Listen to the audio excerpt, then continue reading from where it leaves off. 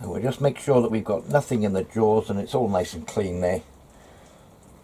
Job is all nice and clean. Hold it back firm against the head and the face in the back of the jaws, and we'll tighten up. Okay, we'll see how that's running. Back into forward. This diameter is running out, this face is running out a bit, but that is running nicely. So now we'll face off what's going to be the top face, and I'll just give this a clean up. I know I parted it off a few mil wide. I'll have to take a measurement again. Just as well I left a few mil. There's a big hollow from a previous job on the top of it.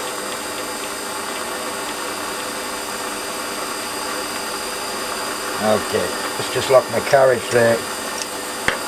Speed things up a bit. Give myself a 0. Oop.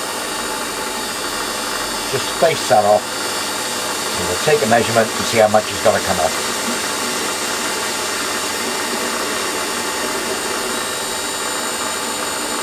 There we are. Just bring the tool back. So this thickness is, only just get in there with my calipers, 40.75, and I'm looking for, let's have a look, 38.3, so I can take 2 mil at least. So we'll take 2 mil and we'll come back at it.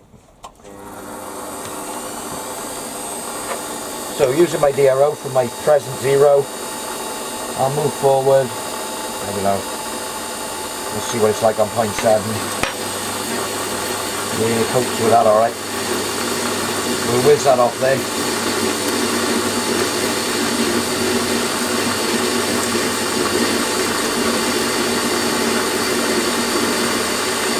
I think we'll have another 0.7 cut as well. Same again, so I'll come to 1.4.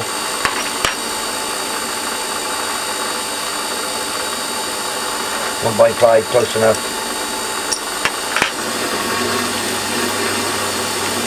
That's a 0.8 cut on the face.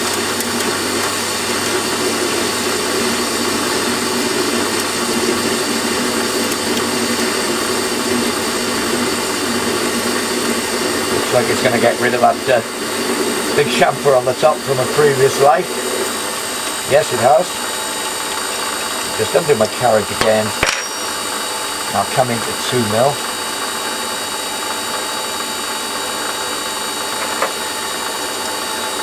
Lock the carriage. Set that to a new 0. And be a bit gentle with it to get some sort of finish. Something more accurate to measure than a harsh, rough cut. But I know it's going to have about 0.3, 0.4 to come off.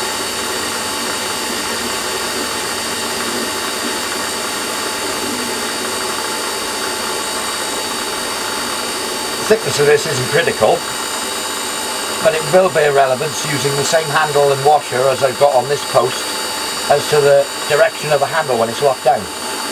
So if I keep it the same width, it's going to be somewhere near. So I was looking for 38.3 and I have 38.78.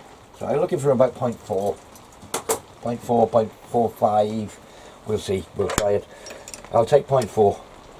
We'll have another measure. Creep up on it as it were. 0.42, that should be okay. Another cut.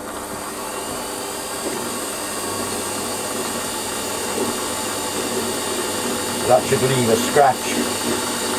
I can squirt a bit of WD. I should get a nice finish on the top.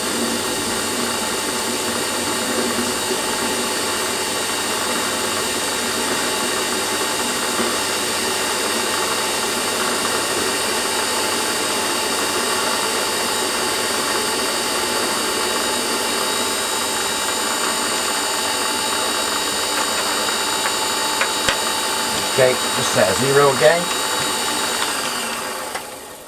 Magic number 38.3. 38.3 it is. Not the best finish on there. I can always give it a polish. So, remove this little register mark here where I turned it before. Be very gentle with that. And then a nice little 45 on the top.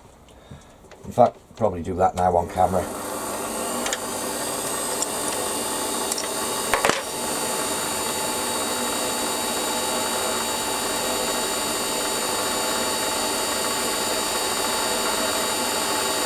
Just creeping up on it.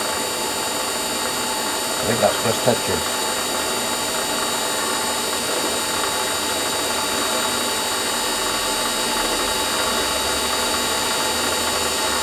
Hang on, let's just stretch the tool up. I've got a bit of aluminium build-up on the end of it. That's probably why I didn't have such a finish.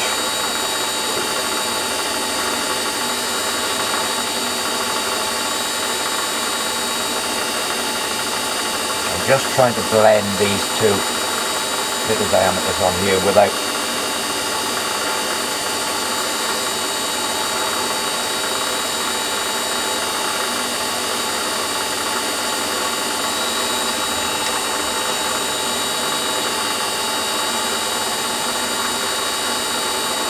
that's about as far as I risk going.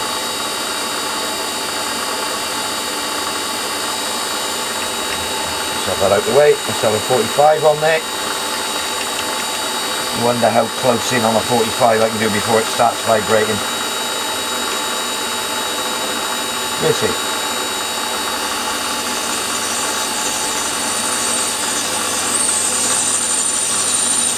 That's about it, I think. So, something similar to the original. I think we need a little chamfer in that hole. That's straightforward enough. Whoop. Little deburring tool. Lovely job. That's the turning part finished. So that's it. Fitted on the tool post on the compound slide. We'll have a little clean up while we're here. I like to keep the muck out of the way. Just on another note to that, since I moved that guard all the way back there and put these aluminium parts in, there's so much room for my swarf and what have you to go into that I don't get the build up, I don't get half as many wraparounds and what have you. So where are we? Tool post fitted on there, and that's the way I want the handle out the way of where my little die grinder is going to thread through there. So we need to drill a hole through here. When I take it off, I need to be able to theoretically clock up that hole. So what I want is a square face on the front, 90 degrees to that hole, that I can use as a register. So I know that that front face is, if I square it up to the chuck, that this is running in a true plane to the chuck. Or so I know where it is in its orientation, so to speak. So I think the first thing I'm going to do is to fly cut a flat face on the front of what this is now a tool post. So I got my little fly cutter up in the chuck. I'll just wind the compound back a few turns so I know I've got enough travel to put cut on. That should probably do me. Bring myself into touch somewhere on the centre line there. Lock off my carriage and wind back out of the way. Just make sure we're not fouling on anything. And I have checked that the low point here is not going to hit on the bed of my compound. It should leave me about 5-6 mil flat, something very similar to what I've done there. So, fly cutting time. Let's say, yeah, I've run this many times before. Let's start on 700, see what it gives me. Just see where I am. Just touching. I have tightened up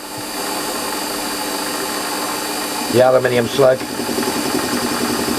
onto the compound, and we'll start taking a series of light cuts across until we get a flap that's sort of wide enough to be able to put a square against to square it up.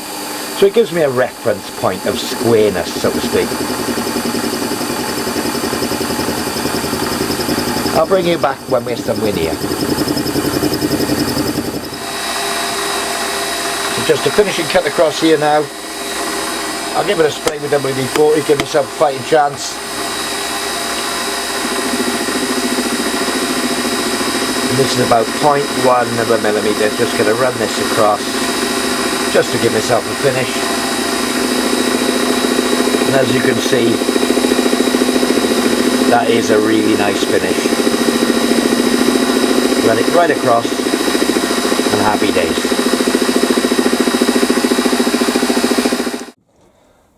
So the next step, chuck off. Oh, hold on. I did say chuck off. We won't have bad language on here. You might hear a bit of my outtakes, which will come one of these days. But takes the chuck off and put up. I think we'll have my Morse taper collets, and I'll think about position this way for drilling this hole. So I put my centre drill up in here. So what I need to know is where in relation to the spindle this block is, so that I can decide where in this axis to drill the hole, so that I miss the stud and I don't break out of the outside. So the way I'm going to do that, I'm going to use my DRO for this, and I think I've just got room without fouling, is I'm going to bring the straight side of the flute of my centre drill there. So at that point, I'll set a 0. The edge of this is just touching on the edge of the centre drill. So let's just have a quick check of what diameter that centre drill is. And it is 4.2 mil. So to find the exact edge, I need to move forward 2.1 mil.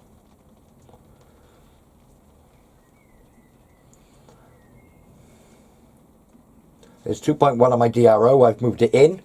So I now know that the centre of the spindle is smack on the outside edge of this. So, I know, having measured it, that the spindle I'm going to be putting in here, I'm going to be drilling a 20 mil hole. Now obviously I can't just move back 10 mil, because the problem with that would be that the edge of the circle would be breaking out of the side. I want at least sort of 2 mil left. So, if I came in 10 mil, that would be a radius, that would be breaking out. If I came in 13 mil, let's say, would leave a 3 mil wall. So if I came in 13 mil, how much clearance would that give me on my 10 mil spindle? So my radius is going to be 30, that's about 65. We'll call it 65, it's a bit bigger. My radius is going to be half of 65, 32 and a half.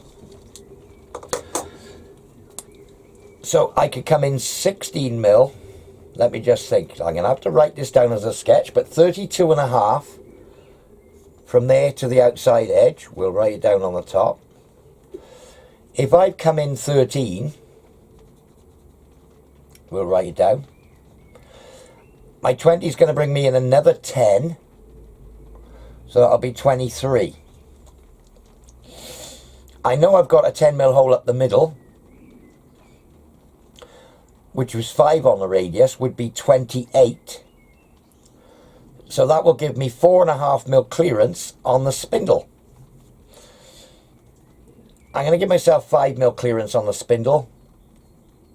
2.5 mil, there. I think 13 will do me.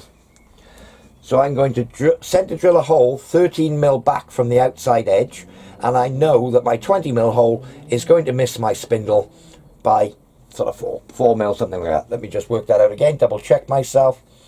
23 in, that'll still give me another 12 and a half. I'm only out 5, so that'll give me 7.5 mil clearance on the spindle. I am thinking out loud here.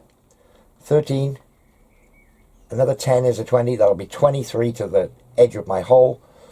My centre is another 9.5 mil in. Back out 5 for my hole gives me 4.5. So I know that when I drill a 20 mil hole, 13 mil in, I'm 4.5 mil away from the 10 mil. Happy days. I'm very happy with that, and I know it's going to miss. So one more thing to check. I'm going to wind in the 13 now.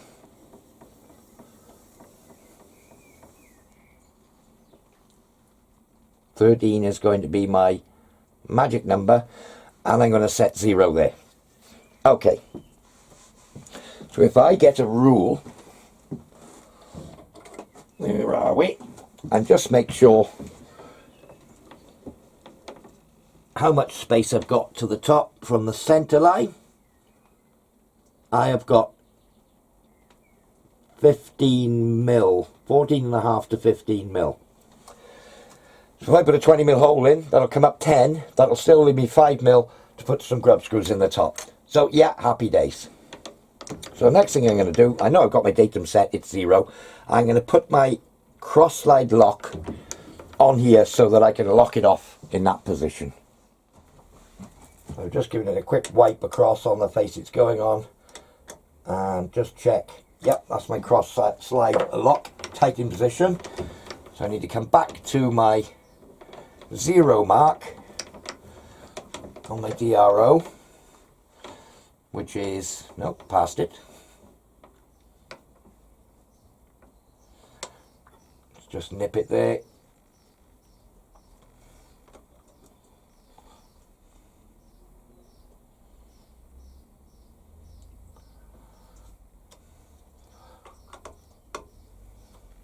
And lock my cross slide. Not too hard, it doesn't take a lot to lock it solid.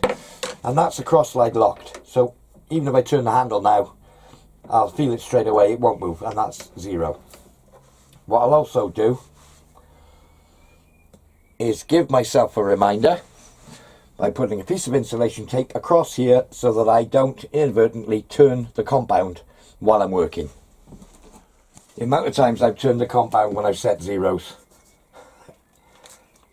that'll pretty much remind me not to do it. It'll be like, what's that? Oh yeah, don't turn it. Okay, because I think the word is bozo.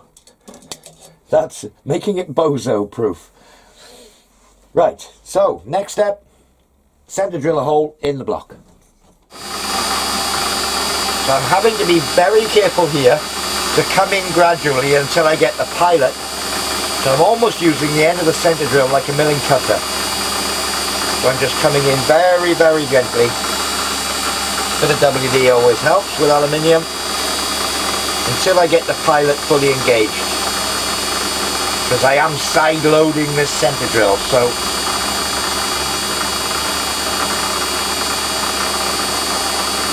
let's just get it started. I think we're almost there. I'm going to have to get into shop a sec to have a look myself.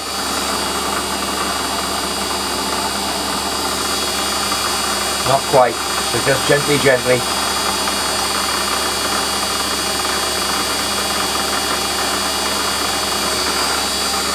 Keep it lubed up. Bit more WD-40 on my brush, I think.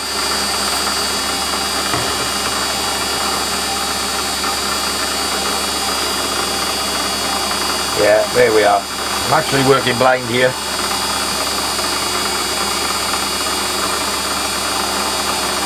Of course, when I get onto the taper of the center drill, it's going to be side loading it again. The pilot should hold it fairly well. So I know that this hole is going to be on the center height of the lathe, because it can be nothing but the center height of the lathe. So whenever I put this tool post on the compound, the center of the spindle of the grinder will also be on center height, and as long as the bearings and the spindle in the grinding tool are central to its grip, I can be nothing but center height.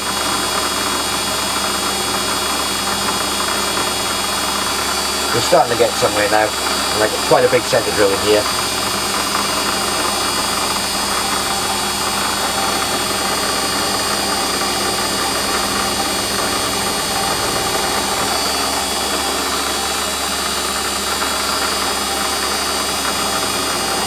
Probably not the best practice this spot facing it first would probably be the best idea. but I haven't got a 2 flute end mill at the moment to be able to spot face it. I've got 12 mil cutters and what have you, but nothing 2 flute or 3 flute that would actually give me a spot face. Once I've got this in, especially with its pilot, I can then put a 12 mil milling cutter up, doesn't matter if it's a 4 flute or what have you, and actually put a flat face on here.